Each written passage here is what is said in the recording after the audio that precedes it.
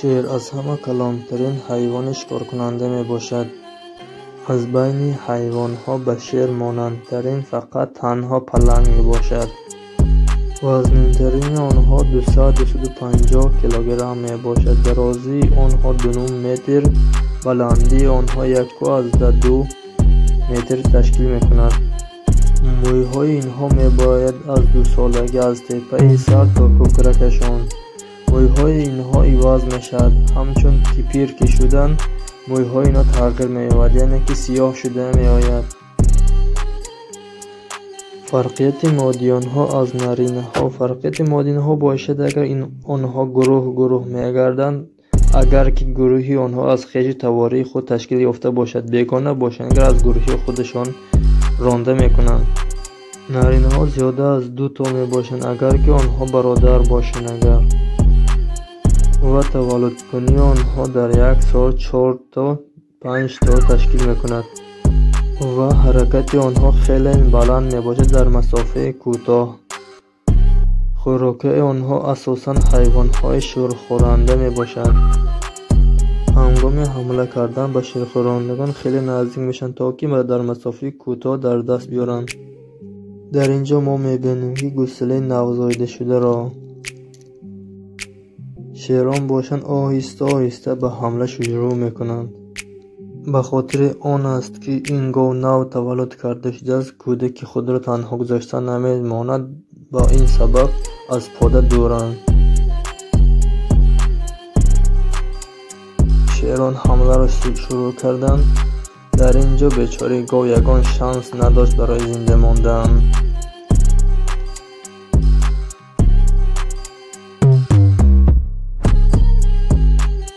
شیر مادیان ناگاه از بالای سنگ خوک یابایی را می‌بیند و او آهسته از بلندی علف فایده برده به خوک یابایی حمله کردن را شروع می‌کند.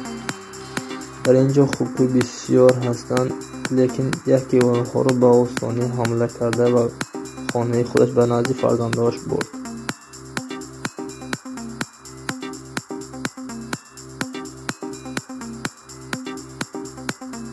باز همون حالت مادیان های یک بار در اینجا خوکی بسیار دیدن به همه کس حمله کردن را شروع کردند. در این مادیان ها باشد خیلی پسند آمد خوکی خوردککش تا که از دست ندهند.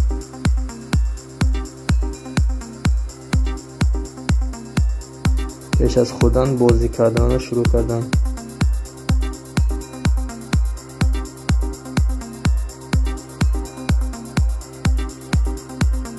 حمله شیر مادیان به زبر. زبر از خطری پیش بوده به خبر راه را دوام میکرد.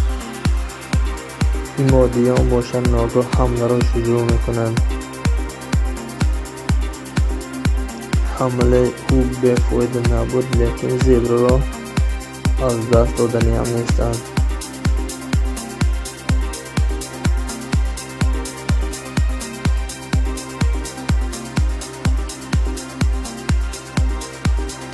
یک حمله ناعیان مادیان حمله خود میکند به گاوی که در پیش خود بوده. بسیار وقت حمله ها را میکند از طرف شیرهای مادیان. گاویگان در اینجا شانس دیگر نداشت به جز افتیدن.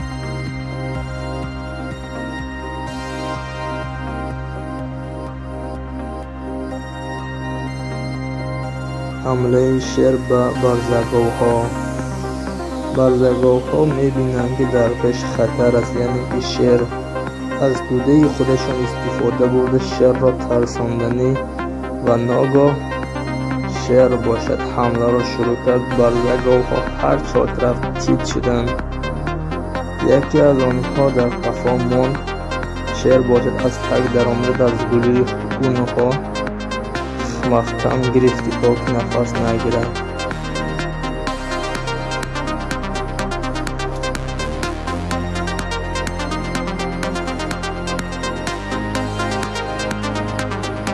حمله مادیان‌ها و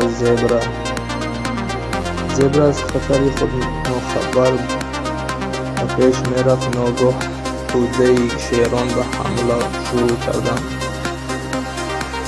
صد افسوس که زبر یگان شانس دیگر نداشت. بدیش گفتم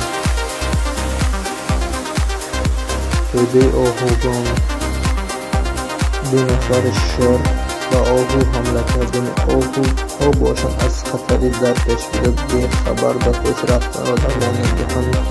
ناگاه دو شیر حمله را شروع کردند. خوش به حال این آهو که شیران سیر بودند، گوشت خوردن نمیخواستند. خوش به حال این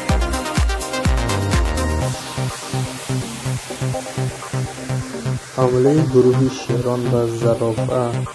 بلندی زرافه 6 متر می باشد. وزن او 1 تن را تشکیل می کند. شیران باید از دست ندادن زرافه را افشاندنشان لازم است. اگر افشانیده نتوانند زرافه گرفته میرد. در اینجا باشد همه کسی حمله میکنند. مادیان با تخت پشتی او برآمد. زرافه تاب نداد افتید.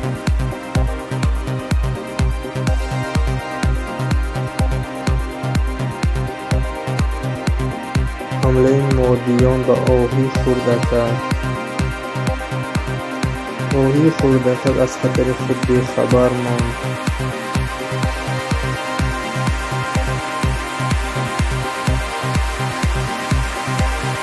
باز یک نوار دیگر حمله مادیان به آهوها. آهوها میدونند که گیاه که هیچ کدوستند که در پیش خطر هستند ولیکن دور رفتنی نیستند. یکی از آنها پیش آمدن را دوام دارد. میخواهد که پیروی کند در پیش خطر هست یا نه. و انیق خطر بوده است. خوش به حال آهوها که در اینجا شیر سیر بوده است.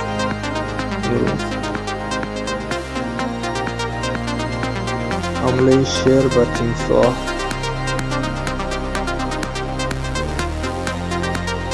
در اینجا می‌دانیم گروه شیرها بیگمات را خوریده ایستادند، لیکن از خواب تمساح برآمده خبر دادند. مادیان باشند حمله کردند و تمساح دور رفته نیست. شیر نر باشد ترسان پناه دوام می‌دهد. یکی تمساح باشد از اینجا ترسیده در این آب غیب می‌زند. در این نوار 3 شیران به یک تمساح حمله کردند. جنگ با شدت رفت ایستاد، لیکن نمی‌دانند که در این جنگ تیغ مغلوب شد که غلبه کرد. لیکن عمیق می‌دانند که با تمساح آسان نبود وسط این مقابله کردن.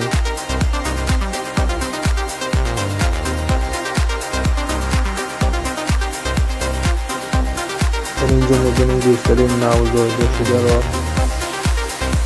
ناگهان در اینجا مادیان پیدا شد و حمله را شروع کرد.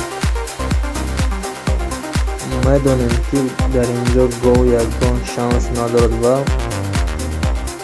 یا الله می‌بینیم در اینجا مانند دیگر نوار ما در پیش ما افتاده بودیم. رنگ اینها مادیان مهر مادرش گرفته او را خوردنی نیست است. یک چند وقت همراهی او ماند، مثل کودک خود بازی می‌دارند، یعنی که نوازش میکرد. مادیان رفت و گوساله را از توده خود روان کرد. در اینجا می‌بینیم گپارد به بوزیچه حمله کرد و بوزیچه را به کودکان خودش وارد داد. در اینجا می‌بینیم شیر مادیان با گوساله نوزاییده شده آهو حمله کرد و آهو بچه را گران دور رفت. او را خوردنی هم نیست، بازی کردنی هم نیست. ایان نیست که او را راحت گذاشت و خورد. ایان نیست است. در این نوار می‌بینیم شیر تشنگیش خودش را شکستنی و آب نوشیدنی است. در اینجا ناگهان سگ‌بچگان پیدا میشند و شیر را ناراحت کرده از 4 طرف حمله میکنند. 20 نفر سگ‌بچگان. جنگ با شدت میرد و ناگاه باشند از دوری برات و یعنی که برادری خودش را میبینند با اون زودی سگ‌بچه را حمله میکنند. اگر برادر خود نمیبود شیر با شیر دوم هرگز کمک نمیکرد و یک نواری باور نشونده سگ از کجای پیدا شد. 2 شیر ترسانده با او بازی میکند. زیاده از 1 ساعت با او بازی میکند و آهسته راهی خودش را دوام میدهد.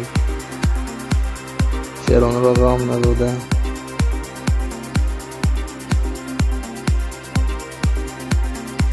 گروهی سیاحان. در این نوار باشد شیر بچه خردک سیاحان را داشته سلام علیک کردنی و فکرم این سیاح درون ماشین را همه را جزیر کرده بو گیراندگی از ترس. در اینجا باشد یکی با 2 شیر بچگان خردک ماشین جیپ به آنها معقول شدگی آنها را مالیده شروع کرده راحت کردنی. یکی در اینجا شیر غضبناک شده شاهی حیوانا بودگیش به فکرشان در بالای ماشین برآمده میبینند که راننده هست یا نه. در این نوار باشد اگر یک راننده سیاحان شیر را نوار گرفتنی شیر باشد یا کمتر ایستاده یک باری زاری او را تر میکند.